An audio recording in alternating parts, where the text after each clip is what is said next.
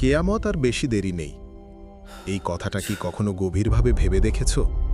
আমরা প্রতিদিন কাজে বের হই, পরিকল্পনা করি আগামীকাল, আগামী বছর, কিন্তু একবারও ভাবি না আগামী মুহূর্তে আমি থাকব তো।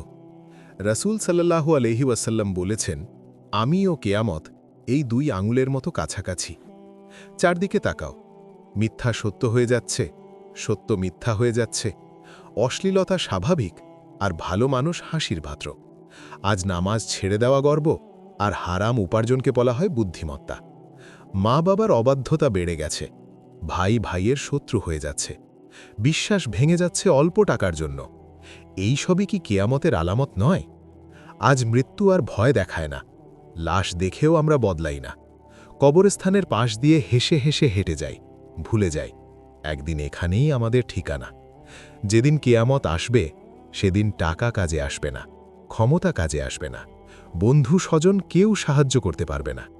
সেদিন শুধু একটাই প্রশ্ন হবে, তুমি কি নিয়ে এসেছ? নামাজ কোথায়? তওবা কোথায়? হারাম ছেড়ে হালাল বেছে নেওয়ার সাহস কোথায়?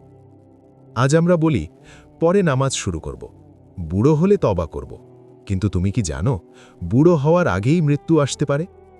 আজ যদি শেষ রাত হয়, তুমি কি প্রস্তুত? কবরের অন্ধকারে তোমার মোবাইল আলো দেবে না, তোমার টাকা কথা বলবে না, কথা বলবে শুধু তোমার আমল। তওবার দরজা এখনো খোলা, নামাজ এখনো ফরজ, আল্লাহ এখনো ডাকছেন। তিনি বলেন, হে আমার বান্দারা, তোমরা নিরাশ হও না। কেয়ামত আর বেশি দেরি নেই, কিন্তু সুযোগ এখনো আছে। আজই ফিরে আসো, আজই নামাজ শুরু করো, আজই তওবা করো, কারণ জানো যেদিন সূর্য পশ্চিম দিক থেকে উঠবে সেদিন আর কোনো তওবা কবুল হবে না। হে আল্লাহ, আমাদের সময় থাকতে জাগিয়ে দিন, আমাদের শেষটা ভালো করুন। আমিন।